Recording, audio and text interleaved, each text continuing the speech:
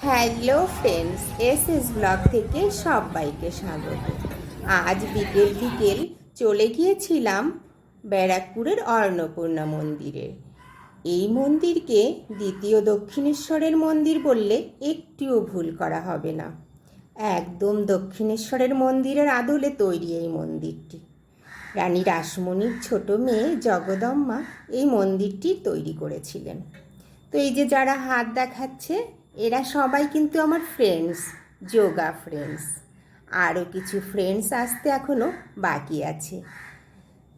তো সবাই জুতো খুলে মন্দিরে উঠে যাচ্ছে। তবে আসল কথা কিন্তু এখনও বলা হয়নি। এই যে আজকে আমরা সবাই যে বেরিয়েছি একসঙ্গে, এর আসল উদ্দেশ্য হলো আমার বান্ধবী স্বপ্নার অ্যানিভার্সারি সেলিব্রেশনের ট্রিট দিচ্ছে ও আজ।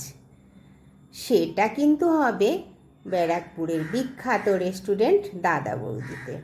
তো তার আগে আমরা একটু একসঙ্গে সময় কাটানোর জন্য চলে এসেছিলাম অন্নপূর্ণা মন্দিরে। দক্ষিণেশ্বরের মতো এখানেও কিন্তু তিনটে তিনটে করে মোট 6টা শিব মন্দির রয়েছে, আর মেইন মন্দিরের অপোজিটেই রয়েছে নাট মন্দির। তো সেখানে গিয়ে আমরা একটু ফটোশ্যুট করে নিলাম। একসঙ্গে হলে পরে আমরা সেই ছেলেবেলাতেই ফিরে যাই। কার যে কত বয়স হলো সেটা আর মনেই থাকে না। তো সন্ধ্যা আরতির বেশ কিছুটা সময় বাকি ছিল, সেই কারণে আমরা চলে গিয়েছিলাম কাছেই গঙ্গার ঘাট, রানী রাসমণি গঙ্গার ঘাট, সেখানে।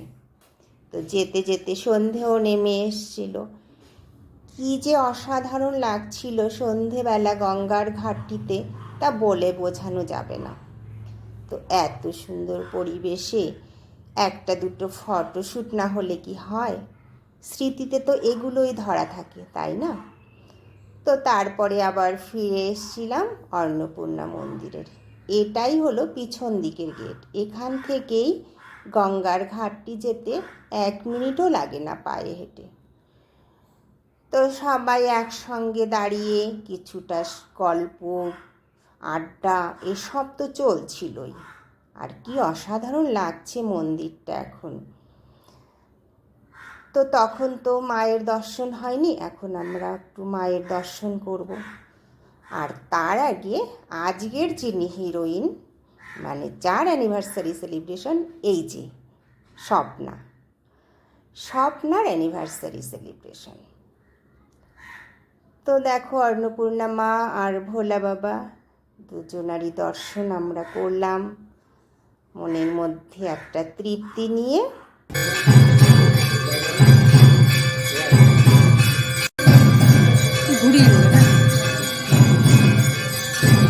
সন্ধ্যা আরতিতে অংশগ্রহণ করে মাকে প্রণাম করে আমরা চলে গিয়েছিলাম দাদা বৌদি রেস্টুরেন্টে।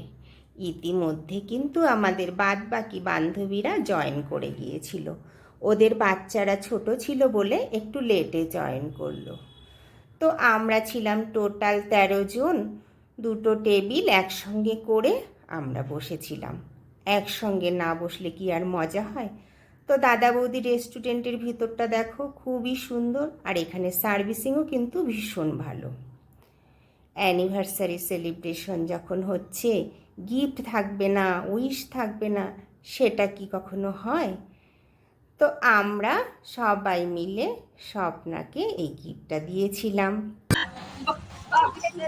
হ্যাপি অ্যানিভার্সারি, সবাই বলো হ্যাপি অ্যানিভার্সারি। দেখো তোমাদেরকে গিফটটা খুলে দেখাচ্ছে মৌসুমি।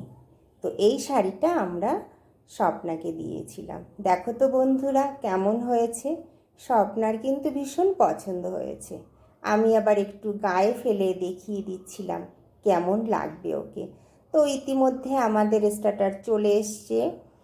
আমরা অর্ডার করেছিলাম তন্দুরি চিকেন, আর মেইন ডিশে ছিল চিকেন বিরিয়ানি, মাটন বিরিয়ানি, যে যেটা পছন্দ করে।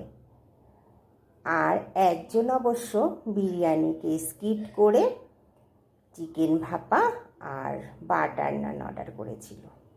সেখানে কিন্তু অবশ্য আমরা সবাই ভাগ বসিয়েছিলাম। ভাগ করে খাওয়ার মধ্যে মজাটাই আলাদা, তাই না? তো ইতিমধ্যে আমাদেরও মেইন ডিশ চলে এলো, দাদা বৌদির বিরিয়ানি বলে কথা।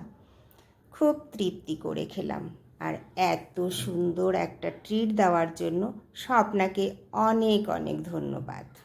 তোমরাও কিন্তু স্বপ্নাকে উইশ করো যাতে ও সারা জীবন ওর হাজব্যান্ডকে নিয়ে খুব ভালো থাকে, সুখে থাকে। তো বন্ধুরা, আমার ব্লগটি যদি ভালো লেগে থাকে লাইক, শেয়ার অ্যান্ড কমেন্টস করে জানিও। আর নতুন যারা সাবস্ক্রাইব করো। ভালো থেকো, সুস্থ থেকো, টাটা।